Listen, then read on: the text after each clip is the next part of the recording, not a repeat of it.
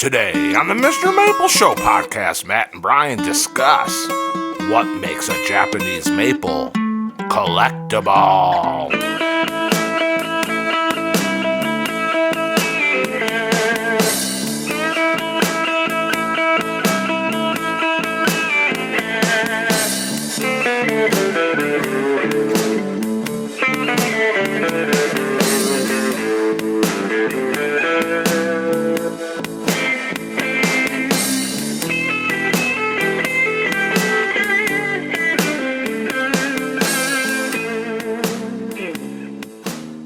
Konnichiwa, y'all, and welcome to another MrMaple Show podcast.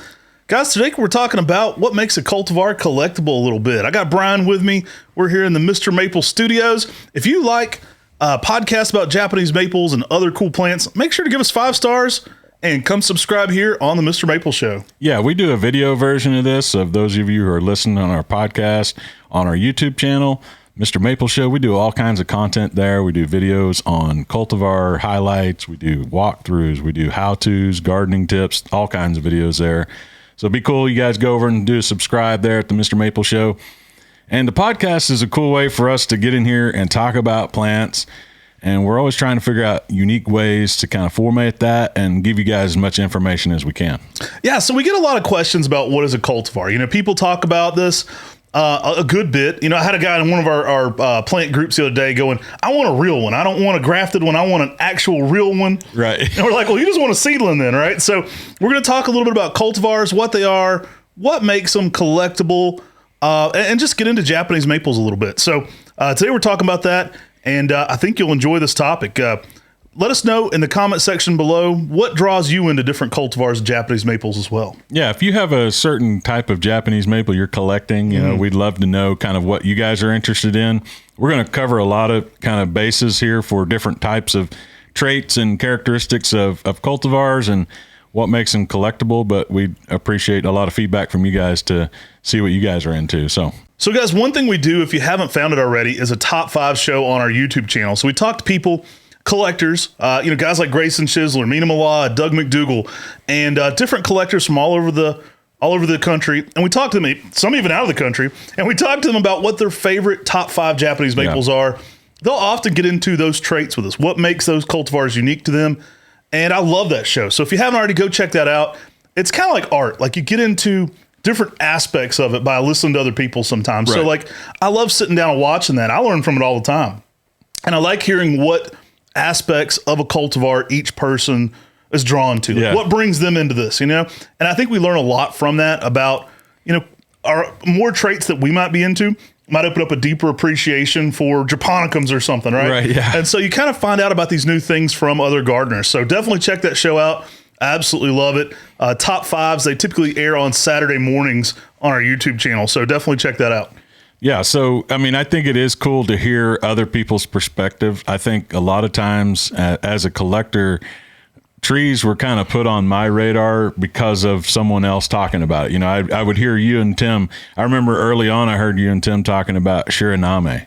And you were like, dude, this was a cultivar that kind of people didn't really know a lot about. Mm-hmm. And then a friend of yours was highly recommending it to you and telling you all about its unique characteristics and why it was such a great tree.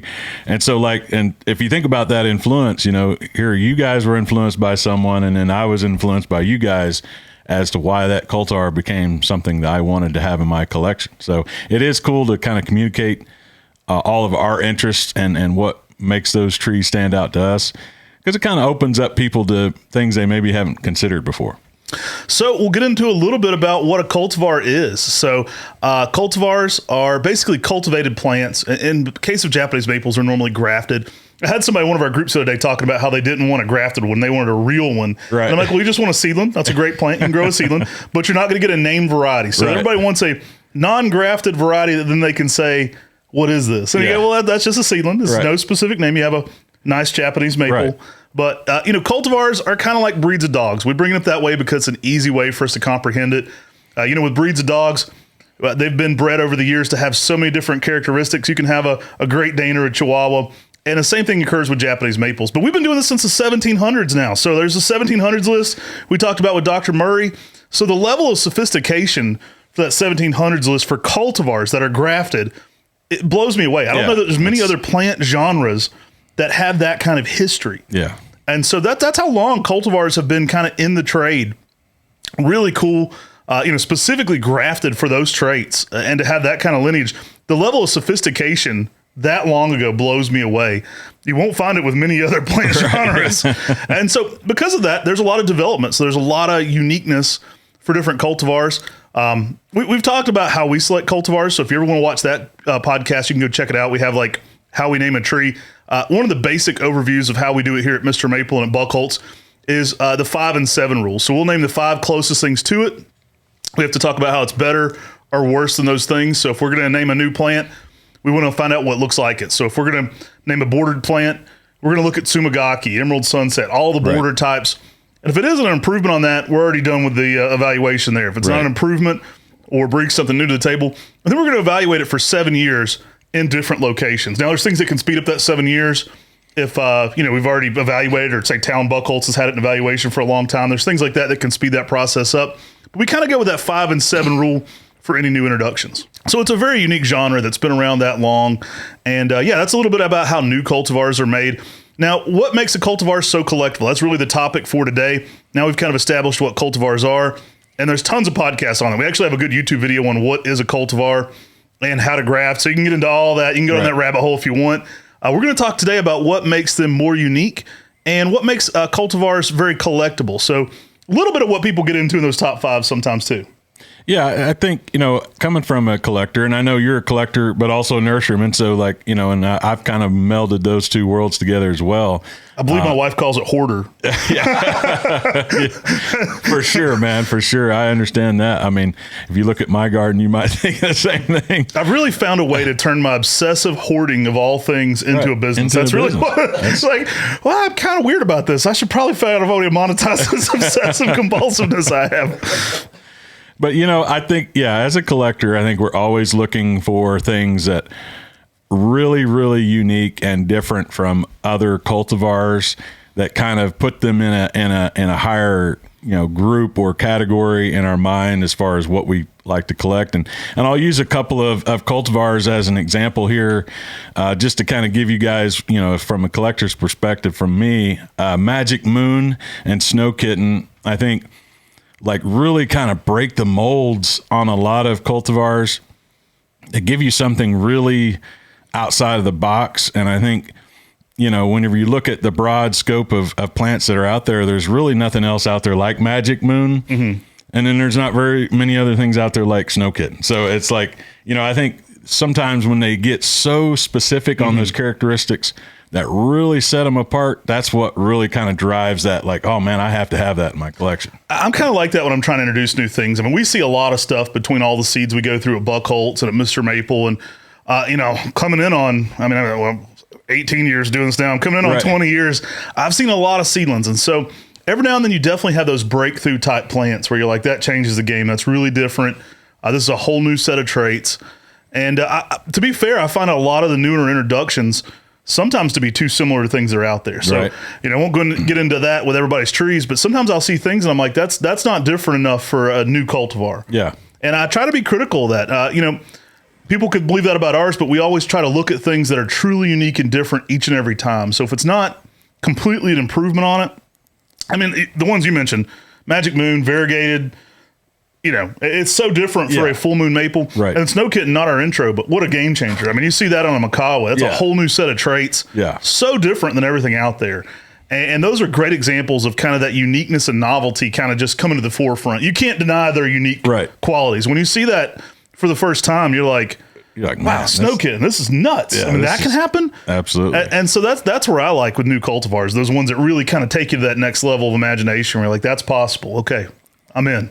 Yeah, it is cool to see how, over time you start to kind of break those barriers and introduce kind of new characteristics into the mix.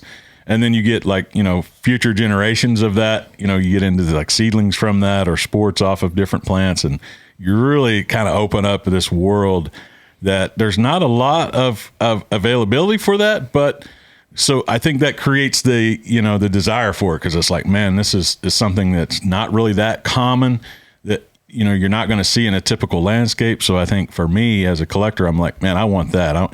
you could have any Shirasawinum, but if you pick Magic Moon, like that's not going to be like any other Acer Shirasawinum. So it kind of makes it a little more collectible than some of the others. So for that very reason, I think it's really cool when you find something with new characteristics completely. I noticed you put down flower shapes. I love looking. There's actually stuff we're trying to develop that's selected for flower type. So maybe not necessarily palmatum, but in section palmata, and they have different flower traits. That I think there's actually more to be done with flowers with acers than people think about. So there's some cool traits out there, outside of palmatum, even in section palmata, of flowering types. So there could be a lot done there. I always love just things that bring something new to the table. Yeah, for sure.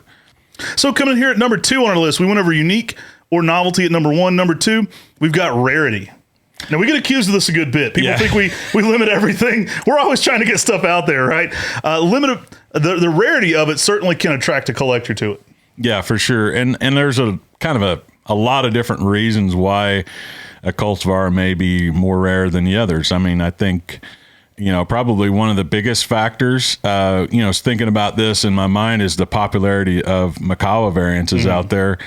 They're all very slow growing plants. So the rarity comes from not able to produce enough scion to graft to meet the demand of people who want that plant. So it becomes more and more rare because as soon as you get a set of them, they sell out instantly, and then you've got to wait until that next batch is ready. And so it creates kind of this supply and demand, it starts to really kind of increase. We feel the pressure on that one. Yeah, we do. And I think it's funny too, because people do think like we limit things. Like, no, dude, if I'm doing everything I can. Yeah, if we could produce 1,000 Maydays a day, we'd do it immediately and get it done and get them out there so you guys could enjoy it. We're definitely not, trying to limit the exposure for a lot of these cultivars. I think it's just hard to get them into production enough to meet the demand. We are our own worst enemies because we let people know about things very early on. We like to talk about what we're working on. Right. And so we'll talk about plants before we've really got them into production heavy, just because we like to share it because it's excited. It's what we get fired up about. So we'll go out there and do those outrageous, top 5 outrageous at Buckholtz videos. Right. And we'll talk to you about something we have 1 or 2 of sometimes. And so it might be groundbreaking and new, like in the case of something like that Ghost Cascade, but it does take us a while to catch up the production numbers to get that available. So just because we love it and we're kind of fired up and we want to share it with you guys and get you guys excited about the new traits doesn't always mean that we're like holding it back. We're just trying to get enough numbers. We always joke we sent Brian a Magic Moon when he was in Oklahoma, and we always say we don't want to Magic Moon ourselves, right? Because you don't want to moon yourself anyway. But if you Magic Moon yourself, what we were talking about by that is kind of selling out too many of our stock plants. So we had a limited sale and we just kept selling Magic Moons, and we got a little too excited. And we sold too many of them. We got down to just a few, and then we didn't have enough scion to get it back in production. So it actually took several years to get the numbers back up. We're kind of just now reaching, I think that was probably 5-6 years ago, and we're just now reaching the numbers that we need to hit that on max production again.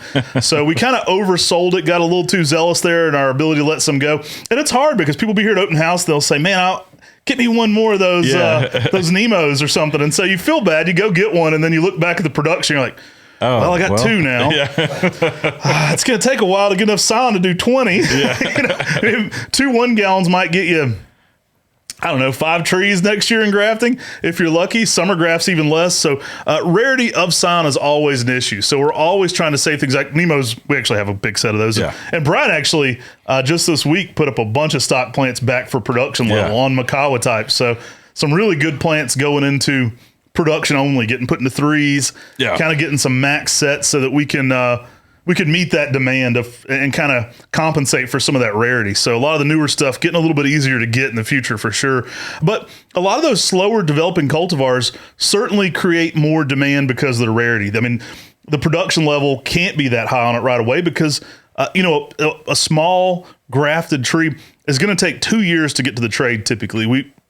Not just from evaluation, but from graft. So we're going to graft that liner. It's going to be in a liner or a 1 gallon for almost 1 year. Get potted up, fill out that the next year. Might be at least 2 full years before it's a nice looking 1 gallon to get into the trade. So you're kind of speccing the market 2 years out already. Yeah. And then, you want to make these things available. So you bring them up. Now with the 10 at 10 now, we try to bring bigger sets. So for us, rarity isn't as much of a problem. But even when you drop something I think the first time we dropped Red Panda, we had 150 of them. Yeah. And people were like, man, why'd they even drop it if people are buying them all up and there's only one? I'm like, we had 150 of them. They did get gone by 10:01. Yeah, I mean, they sold out immediately. We do have 50,000 people on that email list, so it does get a little crazy. But we try to up those numbers to things like that 150 to try to really maximize people's ability to get them and to let the people that want them get to them as well.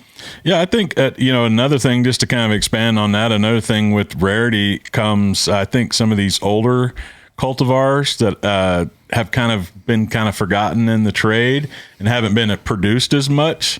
So it's not necessarily, slow growth or anything like, or difficult propagation. It's more of like availability. So like a lot of these older cultivars, I remember purchasing one from you guys years ago called Shigure Zome. And it's one from the early 1700s list, and it's one that you don't see out there very often. So and so it's rare based on how old it is for one, and a lot of nurseries aren't producing that particular cultivar anymore. So they kind of start to get forgotten about a little bit. So it becomes harder to find them. Part of the heirloom tomatoes collection, right? Right. It's like a lot of those really cool older ones. We're always trying to work to bring them back, and they've kind of gotten lost by the trade. Some of the stuff back when I started going was easier to get, and now you just don't find it. Right. And especially a lot of those really older cultivars. So we're not always just chasing the flashiest new things. Sometimes it's about bringing back something that's kind of disappeared for a while. So yeah, great point on that. But the rarity on those can make some of those sell out pretty well. I think that's something the industry forgets a lot, is that people are still after interesting plants. Just because it's been around a long time doesn't negate how awesome it is. So right.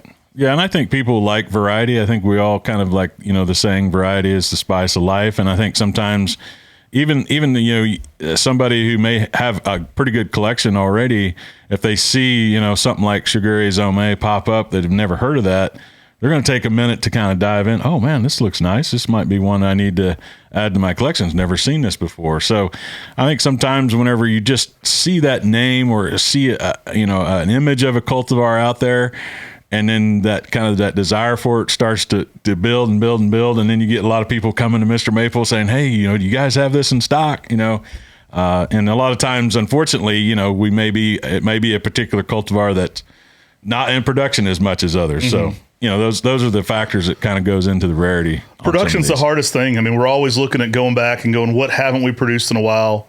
What's something that people are interested in that we haven't talked about? What can we go back to? Right. I mean, been doing this 18 years full time as my main profession. There's a lot of trees we've produced a couple times, and you go, wow, I haven't done that one in a while. How did I forget this tree? That's a great looking plant. I need to go back and get mahogany into production. That's a great looking plant. How did I forget about this? And so you try to go back and you find things like that all the time, and you have to have a good memory for it. We'll go back through the Mr. Maple files and kind of look at what people are requesting on there, what people are signing up for. Yeah. And if we see a lot of people signing up for something we haven't produced it, maybe since the early 2000s or something, we'll try to get it back into production again. So, all right, guys. So moving on here to number 3, we went through number 1, uniqueness and novelty. Number 2, rarity. Number 3, we're up to stability of traits. So that's another quality that really can make cultivars collectible. Improvements basically on other plants. We love finding varieties that kind of outshine other traits. And so if you find something that's more stable, more durable, more interesting, always a big improvement. Yeah, I like this topic because I think from a collector's standpoint, you kind of you try a lot of things, right? As a collector, you're willing to try a lot of things, but then you kind of learn over time which ones perform better and what traits you really like, or what, kind of what fits your niche or what you're doing in your garden.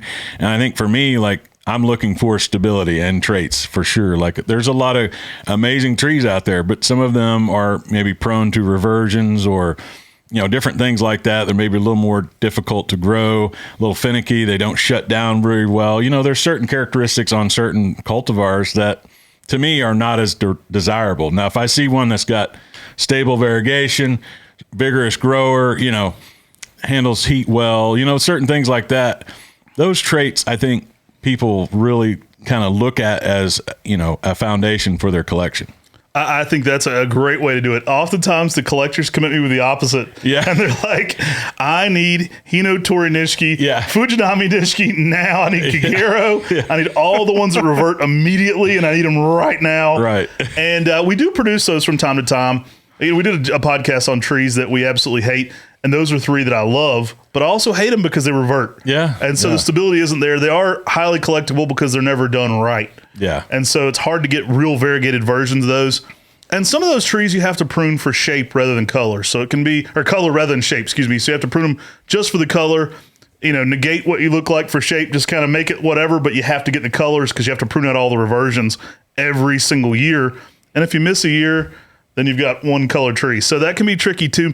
But stability is certainly one of those qualities. That's why Lillian's Jewel is really so popular. I mean, Lillian's Jewel is the most stable of the pink on red variegations.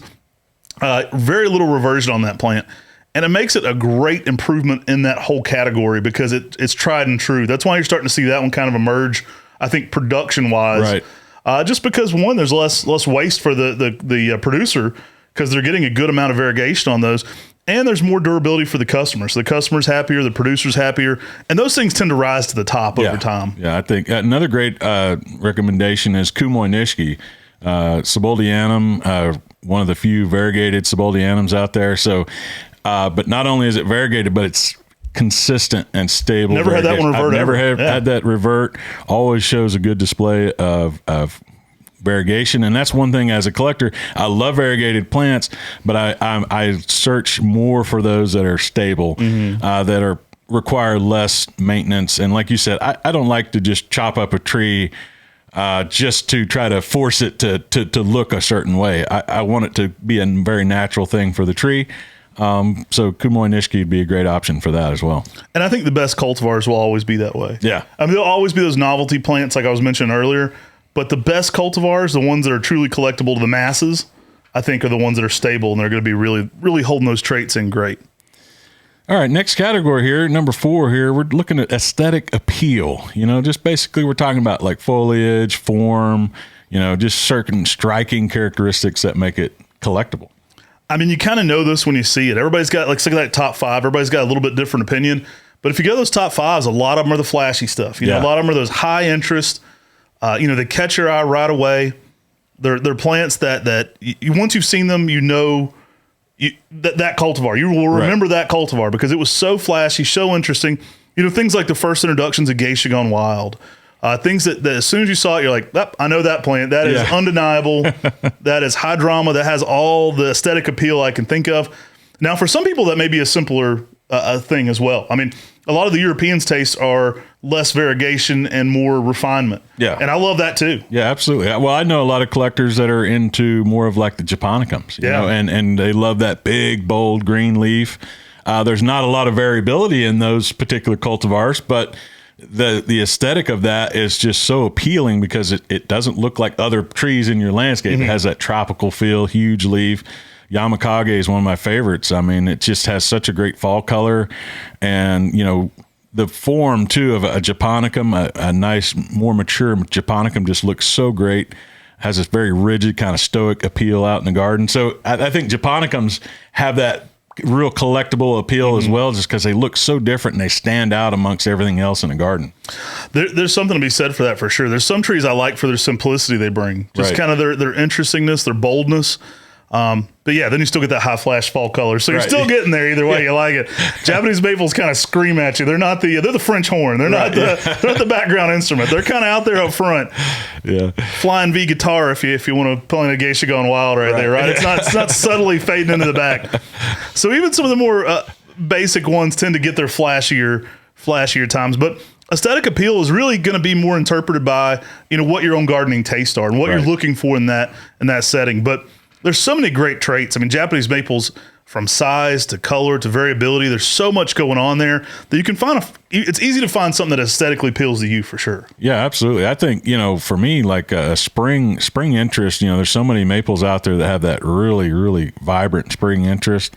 I think that's like one of the biggest traits that I think a lot of collectors are kind of drawn to, especially you look at like what's popular right now, Macawa variances. They're all about that spring color. So I think that spring color really draws a lot of collectors in. So if you have something that has a, really unique, like one of my favorite springs is Peaches and Cream, man. When that thing leaves out, it's like one of the most primo reticulated types of Japanese maples out there. And it just like, it's a wow factor. It really does just, every year I'm like, man, I can't believe this thing looks like this. There's a plant out there in this world that looks like Peaches and Cream. It's wild to think of that. And I think those kind of characteristics just kind of like play in your mind of like, start to develop like what traits you really like. When it comes to reticulated types, there's so many out there. It's like, okay, well, how do I pick just a couple? I can't have all 70 reticulated types, so you pick a few that really catch your attention. I think something like Peaches and Cream is a great example of that. Oh man, what a showstopper from Yamita Rare Plant Nursery in Australia. And that one just keeps bringing it. I love that form, man. Some things just kind of define a genre for you too. Like, it's like music. Like I always compare it to breeds of dogs a lot, but I also compare maples to music. And it's like, man, that was a hit, wasn't it? That was a hit. That was a hit. All right, guys, coming in here at number 5, we've got historical breeding and significance. So we talked a little bit about that 1700s list, but again, not a lot of plants that have been around for that long with that level of refinement. I think there's a really interesting collectible aspect to kind of the historical significance of a lot of these trees. Like we sell a lot of Nakakomoto weeping because of that 400 to 600 year old Nakakomoto weeping in Japan. Right. Everybody wants to have a piece of that in their garden. It's pretty cool. Like I've had arboretums that approach me. I want the largest Nakakomoto weeping I can get for our arboretum. We have a Japanese part of our garden, and we want to kind of lock in that cool thing that was the national treasure of Japan, the Nakakomoto weeping, and we want to put this on like display in our garden. And I think there's a fun aspect to that. Like, whether the person introduced this. I mean, a lot of people collect Talon Buchholz introductions now for the same reason. I mean, it can be a specific introducer that you really like their work. Absolutely. So a lot of people are like, hey, give me the whole Go series from Talon because of the historical significance of it. So pretty cool there. It is. And I think it's we all know just how amazing Japanese maples are.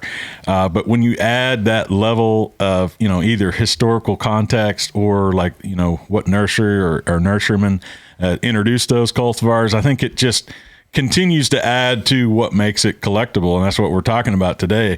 I always love the Nakakomoto weeping story because it was such an interesting idea to have that piece of Japan in my garden, in my collection. So I think that appeals to a lot of people. And then I think a lot of that historical context plays into, the tried and trues like Tamukiyama. It's been in production for like 300 years. And it's one of the best red lace leaves out there. Right. It may not be the flashiest or the craziest new introduction out there, but for 300 years plus, this thing has been in so many gardens out there and has performed at a high level. And I mean, what can you say to that? That's got to be a tree that people look at and say, man, this definitely deserves a spot in my collection. I think people forget about its historical relevance and the maple trade just because of that too. And, because it's become more common, but it's lighting up a lot of gardens over a lot of years. That one's been a good one. When I got to go to Kobayashi Mijien Nursery in Japan, that was one of the coolest things. I mean, they'd come up with Ryusen, Tamukiyama, Jiro Shidari, so many cool plants over the years. And just to be at a nursery that introduced Tamukiyama, you're like, wow, that's nuts. But the cultural and historical significance of some of these is pretty cool. So I really appreciate that aspect. Actually, a history major. I didn't major in horticulture. So I get into the geeky side of the history of the plants for sure. Part of why we always try to bring you guys the stories behind all the plants. I just like the stories behind the people.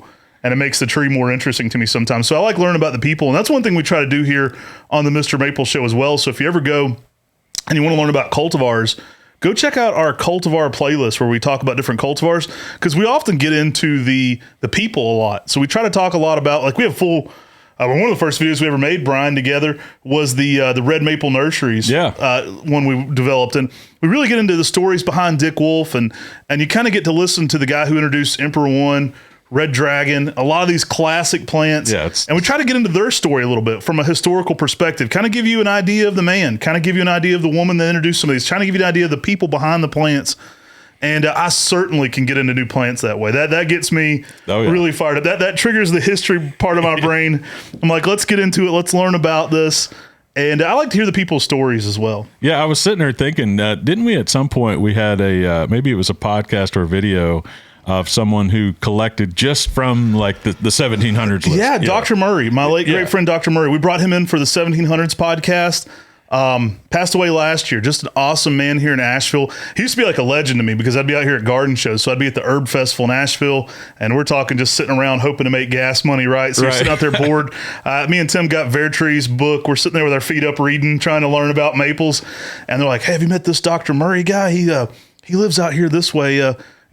Barely even had cell phones back then. So he's friends with that J.D. Rarity's guy and Peter Gregory. You should meet him. Like, and so what? the legend of him continued to grow. Right. And so couldn't have been a nicer man. Good friend of ours, and really made a big impression on us. And then he had a huge collection of the 1700s plants. So he had a category of his garden. He did collect some newer ones too. Yeah. He didn't only do those, but he did have a whole part of his garden that he was working on completing just the 1700s list. So pretty cool aspect to collecting there. And he was certainly approaching it from that more historical perspective. So, and I think it kind of takes it to kind of a more broad scope of perspective there, because if you start collecting like those 1700s lists, you're actually kind of taking part in preserving those cultivars into the future, because if you create the demand for those cultivars, then us nurserymen we're looking to produce what people are wanting. So it kind of drives a demand for those older cultivars like on the 1700s list, and then that brings them into the present and the future, which allows these to continue to be something we can enjoy, because a lot of these get forgotten about and kind of lost in that is my all-time dream. One day I'm going to create a garden. If you're listening right now and you got a couple hundred acres you need to donate because you want some garden preservation. We got some trees we can put in, man. My dream would be that we had a garden landscape where I have the Dick Vandermatt collection. Right. And you walk over and you can enjoy Mila and all the wonders that Dick Vandermatt has offered. Let's take you over here to the 1700s collection. Right. Oh, yeah. Let me take you to the Ghost Gardens. Let me take you to, Esfeld Plantiniums. Let me show you Yano's collection. Right. This part of our garden is all Yano. So I would love to preserve some of the people I've had the pleasure of getting to meet and the memories I have with them in some different gardens like that. Just need like 40, 50 more acres. So if you got that laying around in the East Flat Rock area, buy some trees. We got to buy some land. All right. I need some land to make this happen.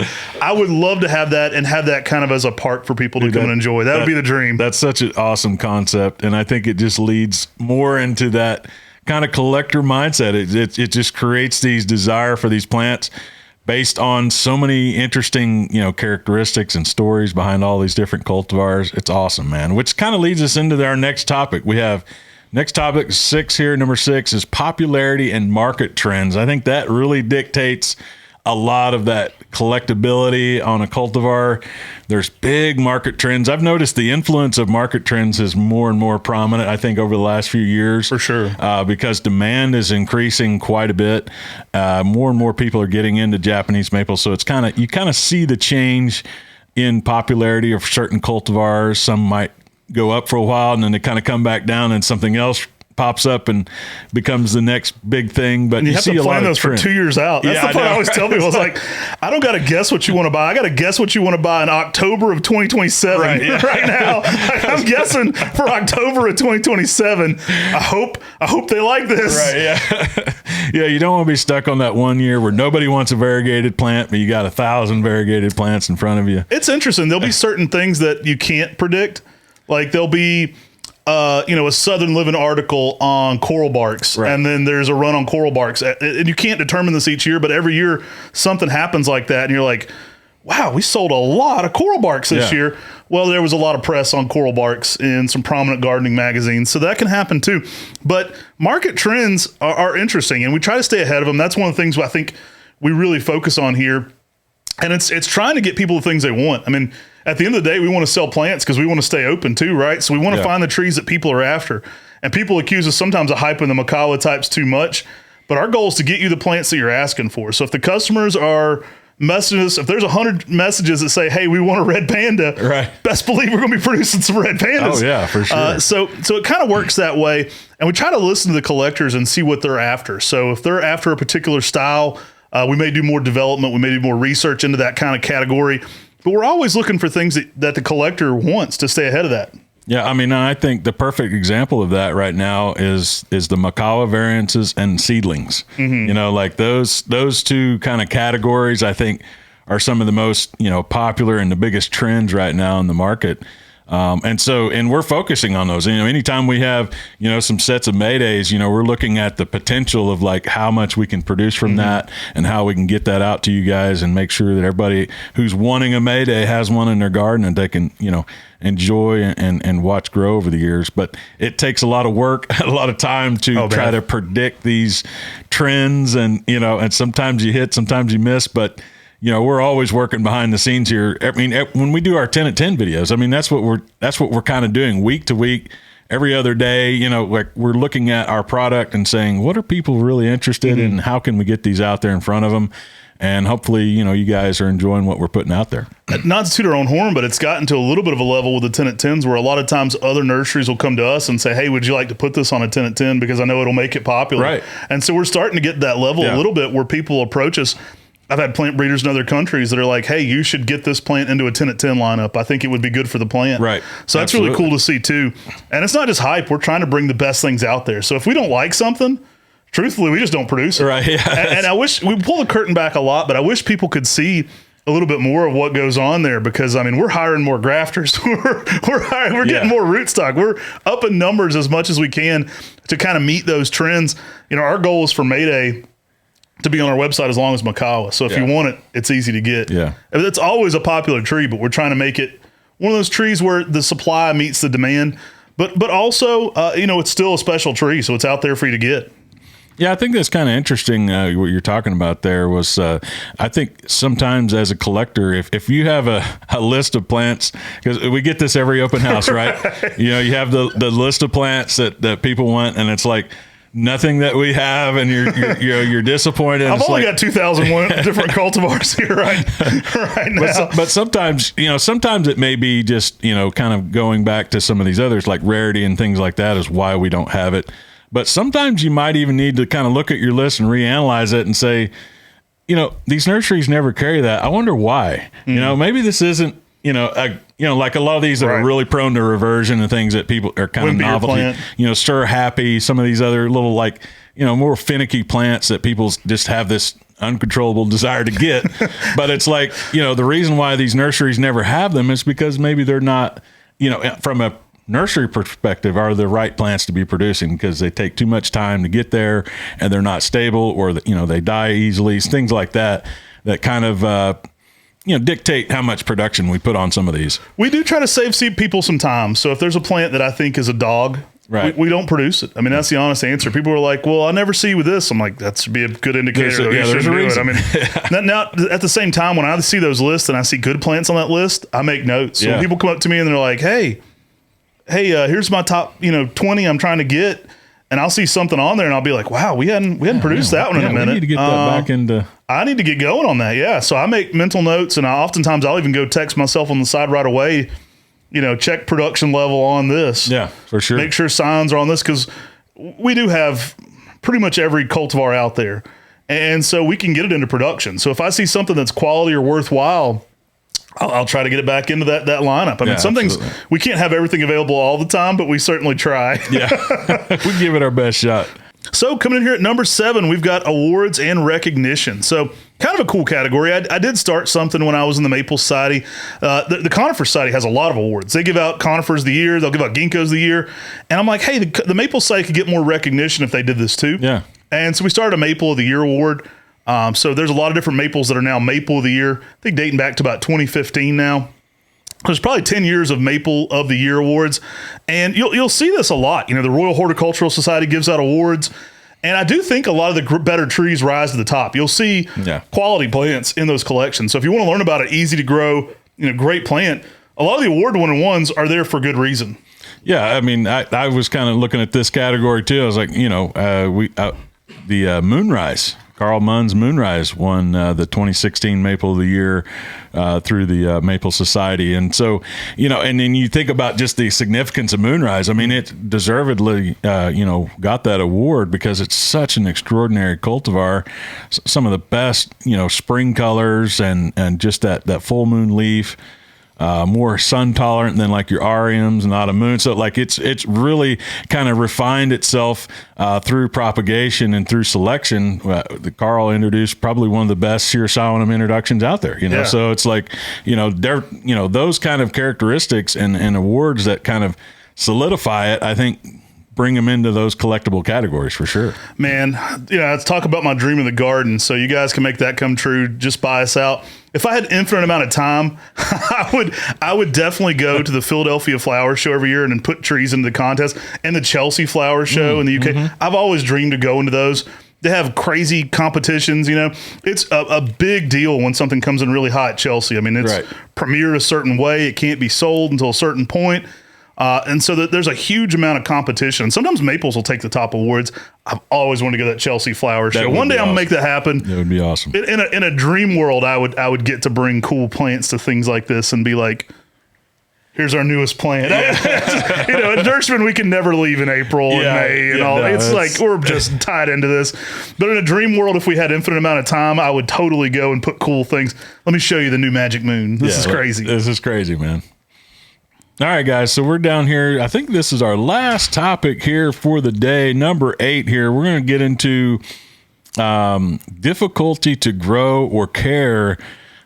Sometimes I think it's like the challenge, the challenge of it. Girls like a bad boy. Yeah, it's like, if this tree is hard to propagate and grow, that's on my list. Like I think sometimes people have that in their mind that I can do it. You may not be able to, and I fall into that. I remember early on in my collecting days, people were telling me about baby lace, and they were like, dude, this tree, it's hard to grow. It doesn't shut down. I've never seen one maybe get past like 3 or 4 year, and I'm like, I can do that, and so I go out and buy me a nice one and put it in a pot, and, a year goes by and it comes back next year, and I'm like, see, I told you I could do it. As soon as I started bragging on it, the next year, it didn't make it. So, there's like this difficulty to grow and care for certain trees, I think, is a weird way to look at collectability, but it is real. It's very real. I probably get so many collectors mad at me every year because I break their heart. You don't want to be that guy that says, hey, man, she's no good for you. Yeah. Don't kill the messenger, right? It's like, man, I'm in love with Taylor's. Like, she broke a lot of hearts before you, buddy. I'm just going to let you know. You're not the first. You ain't going to be the first or the last. I broke your heart with that one. So it certainly can be true. And I get people every year. They're like, I'm doing it anyway, Matt. I hear you. In fact, I think I told you on that baby lace. I was like, Brian, no. I'm just gonna let you know, brother.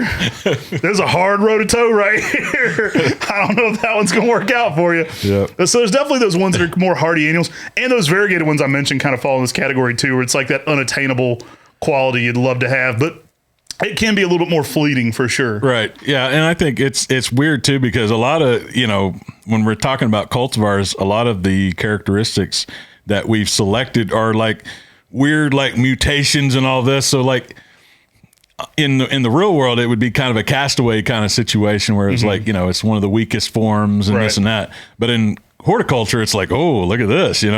I've grew this for 2 years and it's still alive, and it's such a great accomplishment that it becomes some kind of like, badge of honor that you carry, it's like, you're Sir Happy lived 8 years. Yeah. It's like, you tell everybody you see, it's like, look at this picture. Yeah. That's like, like double deployment to a war zone right there. Like you kept a Sir Happy alive 8 years. That's incredible, man. They should give you a badge of honor for that. That's wild. But yeah, some of those plants, they certainly have that appeal because of their lesser durable traits. Yeah. And there is a maturity to understanding that too. There is a place for some of those plants. I don't only hate those plants. I have trees in my garden, certainly that are more on that spectrum of like harder to grow and trickier.